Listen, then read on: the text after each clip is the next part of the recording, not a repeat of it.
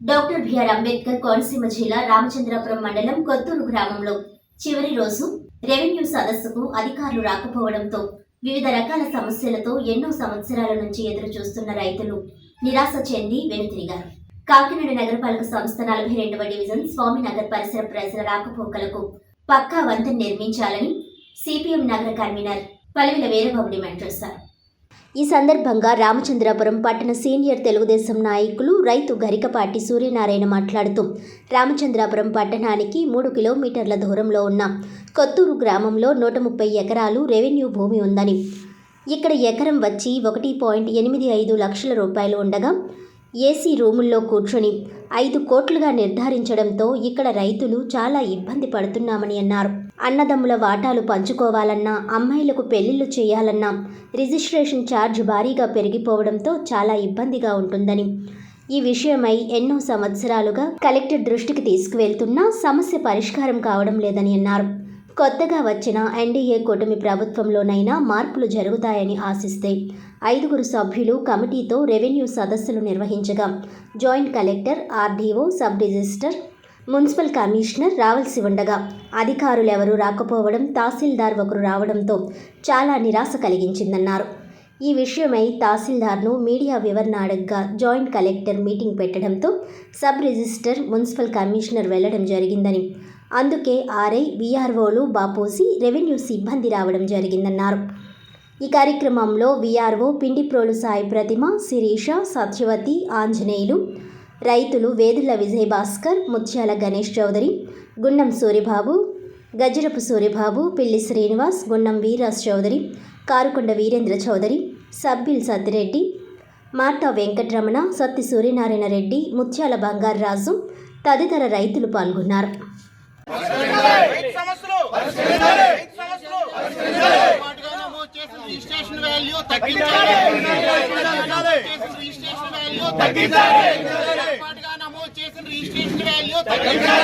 రామచంద్రపురం మున్సిపాలిటీలో ఇది 1వ వార్డు కొత్తూరు అనేది.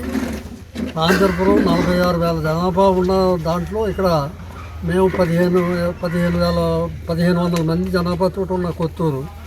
రామచంద్రపురం మెయిన్ టౌన్కి 3 కిలోమీటర్లో ఉన్నాం. ఇక్కడ వ్యవసాయ భూములు గత 4 సంవత్సరాల నుంచి రేట్లు పెంచుకుంటూ వస్తుంది రిజిస్ట్రేషన్ డిపార్ట్మెంట్. వాల్యూ పెడుతూ 2 సంవత్సరాల నుంచి ఎకరం 1.80 లక్షల నుండి 5 కోట్ల వరకు పెంచారు. ఇది ఒక ఎకరం రిజిస్టర్ చేయించాలంటే 13.5 లక్షల రూపాయలు అవుతుంది. ఎకరం 1.80 లక్షలు పెట్టిన భూమి ఇది. మా పిల్లలు పెళ్ళిళ్ళు చేసుకోవాలన్నా, ఏదైనా అన్నదమ్ములు పంచుకోవాలన్నా ఈ రిజిస్ట్రేషన్ ఛార్జీ పెట్టుకోవటం ఎవరి తరం కావట్లేదు. ఇంత డబ్బు కొనేవాళ్ళు ఎవరు మా దగ్గర రావట్లేదు. ఆఫీసులో చూస్తే ఈ 130 ఎకరాలు ప్రత్యేకించి కొత్తూరు భూమి 130 ఎకరాలు, 1 ఎకరం కూడా అమ్మకం లేదు, కొనుబడలేదు. 30 ఎకరాల్లో ఉంది ఈ 3 సంవత్సరాల నుంచి 130 ఎకరాల్లో ఉంది. కాబట్టి ఇది మార్చమని అనేక సార్లు కలెక్టర్ గారి వరకు కూడా రిప్రజెంట్ చేసుకున్నాం. కానీ ఎవరూ కూడా ఎక్కడ ఫైల్ అక్కడే ఆఫ్ చేస్తున్నారు. దాని మీద యాక్షన్ ఏమీ లేదు. ఇది ఆఖరు ఫైనల్గా డిఐజీ రిజిస్టార్ చేయాలని ఒకరు ఏదో వారికి తోచినవి అన్నీ చెప్తున్నారు. అది మా సాధ్యంగాని పనులు చెప్తున్నారు. అందుచేత ఈవేళ పిటిషన్ మట్టుకు తీసుకుంటాం, ఈ మీటింగ్ జరిపించేయండి అంటున్నారు. మేమేమి మీటింగ్ అడ్డులేము. పిటిషన్లు తీసుకుని వెళ్ళిపోతే అయిపోయింది సదస్సు అంటారు. సదస్సు అవ్వలేదు. మేము నిరసనగా అందరం బహిష్కరిస్తున్నాం. ఆ బహిష్కరణ కారణం మీ మీడియా ద్వారాని, ప్రింట్ మీడియా ద్వారాని తెలియజేస్తే రాష్ట్రంలో కొంతైనా బాగుపడుతుందేమో, ఇలాంటి తప్పులు జరగకుండా ఉండాలనే ఉద్దేశంతో ఎవరికారు ఆర్ఐ దగ్గర నుంచి వారు ఉద్యోగిని రక్షించుకోవాలనే కానీ ఎవరు తప్పు చేశారని దాని మీద యాక్షన్ తీసుకోవడానికి మాత్రం ఏ ఆఫీసరు ముందుకు రావట్లేదు. ఎందుకు పనికి మాలోడి కింద రైతులనే చూస్తున్నారు. రైతు వెళ్తే ఏ ఆఫీసులోని పలకరు, పంచికొట్టేసుకెళ్ళకూడదు. మేము కూడా పెద్ద డ్రెస్ అది వేసుకొని షో చేస్తే మనం బాగా మాట్లాడతారు. పంచికొట్టోళ్ళు ఇంజ వేసుకుని అక్కడికి వెళ్ళి మాట్లాడితే ఏ ఆఫీసరు పలకడు. రైతు పరిస్థితి అంతే ఉన్నది. రైతే రాజు దేశానికి, కానీ ఇక్కడ ఎవరికి రాజు కాదు. చేత రైతుని కష్టసుఖాలు చూసి ఇది తొందరగా పరిష్కారం చేసి వాస్తవాలు ఫీల్డ్ మీదకి వెళ్ళి ఈ 5 ఆఫీసర్లు మేము వస్తాం, వారు ఆర్ఐలను తీసుకుని ఏ నెంబర్కి వాళ్ళకి తెలియదు, ఎప్పుడు ఫీల్డ్ మీదకి వెళ్ళకుండా ఏసీ రూమ్లో కూర్చొని ఫిక్స్ చేసినవి అవన్నీ. అందుకని ఫీల్డ్ మీదకి తీసుకెళ్ళి అది పెట్టవచ్చు అంటే పెట్టమన్నాను, మేము అభ్యంతరం పెట్టం. దీనికి అంత వాల్యూ ఉన్నది, ఈ భూమి ఖచ్చితంగా అంత రేట్ వస్తుందంటే 4వ వంతు ఇస్తే నేను అమ్మేస్తాను, నేను ఒక్కడే అమ్మేస్తాను. వారు ఫిక్స్ చేసిన దాంట్లో 4వ వంతు ఇస్తే అమ్మేస్తాను, ఇప్పుడు కావాల్సిన రిజిస్టర్ చేస్తాను. మరి అట్లా అంత దారుణంగా ఫిక్స్ చేసి మమ్మల్ని ఇబ్బంది పెడితే పిల్లలు పెళ్ళిళ్ళు ఎవరు చేస్తారు? మా ఊరు ఎవరు పెళ్లి చేసి కూడా లేడు. ఈ 130 ఎకరాల్లోని ప్రతి వాడికి కాస్త కోస్తా ఉన్నది. అది కట్టనిద్దారు అనుకున్నది ఇవ్వలేకపోతున్నాం. ఇది రిజిస్ట్రేషన్ అవుతారు. కొంతమంది ధైర్యంగా నా లాంటోడు రిజిస్టర్డ్ వీలు రాస్తున్నాం.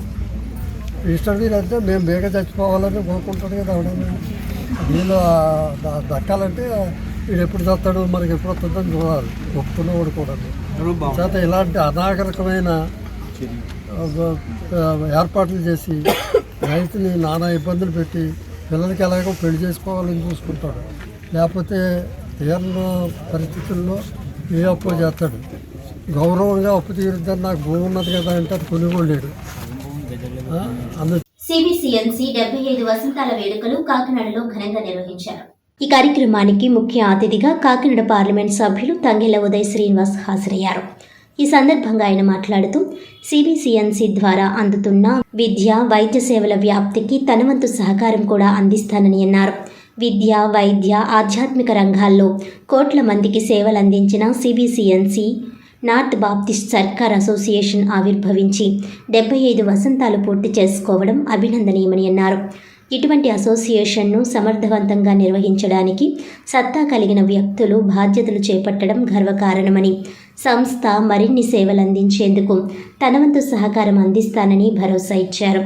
7.5 దశాబ్దాల కాలంగా విద్య, వైద్యం, సామాజిక సేవా కార్యక్రమాలు నిర్వహిస్తూ సిబిసిఎన్సి సమాజంలో పేద, మధ్యతరగతి వర్గానికి గణనీయమైన సేవలందించిందని, అలాంటి సంస్థని కాపాడుకోవాల్సిన బాధ్యత అందరిపై ఉందన్నారు. నూతన పాలక వర్గాన్ని ఎంపీ అభినందించారు. చైర్మన్ గా reverend doctor Muttabhaktula Ratnakumar, election convener Muttabhaktula Veerraiah, Thomas Gabriel, K Sukumar, P Ratnam Raju, B Balaraju, Krishna Vijay Babulu నూతన పాలక వర్గంలో ఎన్నికయ్యారు.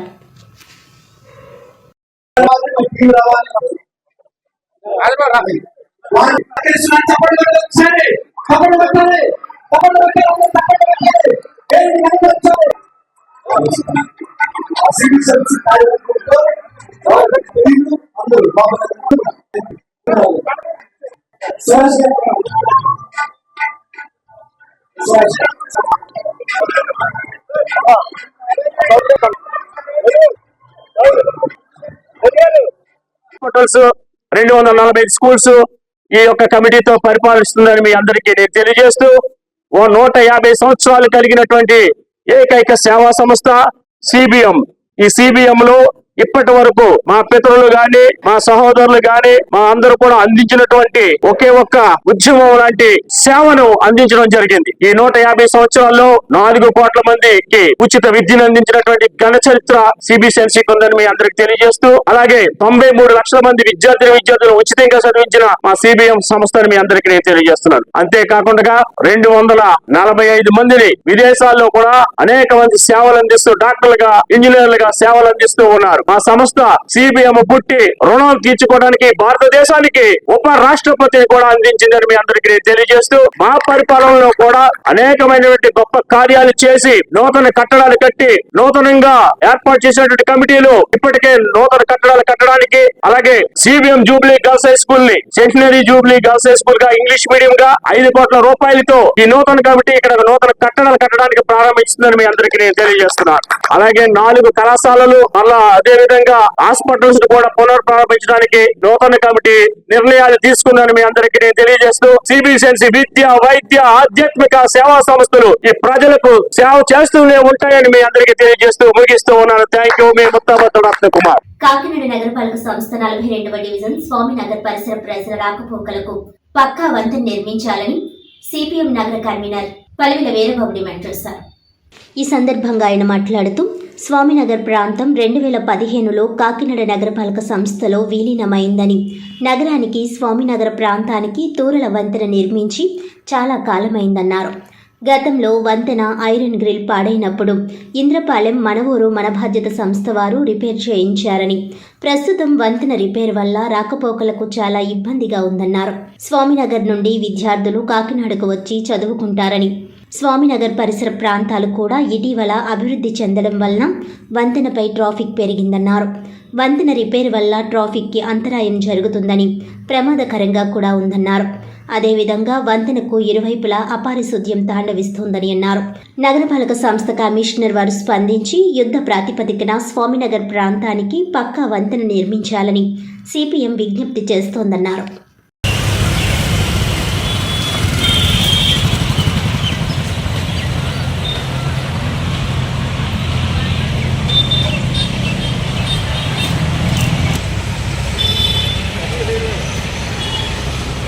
కాకినాడ నగరపాలక సంస్థ పరిధిలో 42వ డివిజన్ స్వామినగర్ ఉన్నది. ఈ స్వామినగర్ని కాకినాడని కలుపుతూ గోదావరి కాలువ పైన తూర్ల వంతెన వేసుకోవడం అనేది చాలా కాలం క్రితం జరిగింది. ప్రస్తుతం స్వామినగర్ ఆ చుట్టుపక్కల పరిసరాల్లో పెద్ద ఎత్తున జనాభా పెరిగారు. తూర్ల వంతెన రిపేర్లకు గురై చాలా ప్రమాదకరంగా ఉంది. గతంలో కూడా ఆ బ్రిడ్జి అంచులు పాడైపోయినప్పుడు మన ఊరు మన బాధ్యత అనే స్వచ్ఛంద సంస్థ వారు రిపేర్ చేయించడం జరిగింది. తాజాగా ఇప్పుడున్న పరిస్థితి చూస్తే ఒక ఆటో వెళ్తే అటువైపు వచ్చే 2 వీలర్స్ కూడా ఆగిపోయి రావాల్సి వస్తుంది. దీనివల్ల ట్రాఫిక్కి తీవ్ర అంతరాయం కలుగుతుంది. రెండో వైపు అనేక మంది స్వామినగర్ విద్యార్థులు Kakinada Gandhinagar municipal high school వైపు చదువుకోవడానికి వస్తూ పోతూ ఉంటారు. ఆ బ్రిడ్జి అంచులన్నీ కూడా ప్రమాదకరంగా ఉన్నాయి. నగరపాలక సంస్థ అధికారులు ప్రత్యేకమైన దృష్టి సారించి యుద్ధ ప్రాతిపదికన స్వామినగర్ వంతెనని పక్కా వంతెన నిర్మించాలని సిపిఎంగా డిమాండ్ చేస్తున్నాం. అదేవిధంగా మైకా సంచుల్లో పువ్వులు రకరకాల పత్రాలు పెట్టి ఆ వంతెన దగ్గరే పడేయడం వల్ల మొత్తం నీరంతా కూడా స్టాగ్నేట్ అయిపోయి మురికిగా తయారయ్యి దోమల కేంద్రంగా తయారైపోయింది. చాలా అపారిశుధ్యం తాండవిస్తుంది. ఇది కాకినాడకి ఎంట్రన్స్లో ఉన్నటువంటి డివిజన్ 42వ డివిజన్ స్వామినగర్. దయచేసి నగరపాలక సంస్థ కమిషనర్ వారు ఇతర సంబంధిత శాఖ అధికారులు స్పందించి స్వామినగర్ని పక్కా వంతెన నిర్మించాలని, ట్రాఫిక్కి ఇబ్బంది లేకుండా ప్రజలకు సౌకర్యం కల్పించాలని, పారిశుధ్యాన్ని కూడా మెరుగుపరచాలని సిపిఎంగా విజ్ఞప్తి చేస్తున్నాం. వార్తలోని ముఖ్యాంశాలు మరోసారి. కాకినాడ జగన్నాథపురంలోని ఏఎస్ ఉమెన్స్ జూనియర్ కాలేజీలో ఐద్వా ఆధ్వర్యంలో రాజ్యాంగం సమాన హక్కులు అవరోధాల సదస్సు.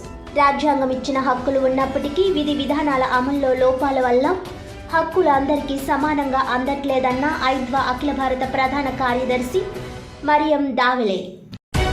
అంబేద్కర్ను అవమానించిన కేంద్ర హోంమంత్రి అమిత్ షా రాజీనామా చేయాలని డిమాండ్ చేస్తూ కాంగ్రెస్ పార్టీ ఆధ్వర్యంలో నిరసన. జై బాపు, జై భీమ్, జై సంవిధాన్ ప్రచారాన్ని నిర్వహించి అంబేద్కర్ విగ్రహానికి పూలమాలలు వేసి నివాళులర్పించిన కేంద్ర మాజీ మంత్రి సిడబ్ల్యూసి మెంబర్ ఎంఎం పల్లంరాజు. కాకినాడలో ఘనంగా సిబిసిఎన్సి 75 వసంతాల వేడుక. సంస్థ మరిన్ని సేవలు అందించేందుకు తన వంతు సహకారం అందిస్తానన్న కాకినాడ ఎంపీ తంగెళ్ల ఉదయ్ శ్రీనివాస్. ఈనాటి వార్తలు ఇంతటితో సమాప్తం. తిరిగి వచ్చే బులెటిన్లో మళ్ళీ కలుద్దాం. అంతవరకు సెలవు. నమస్కారం.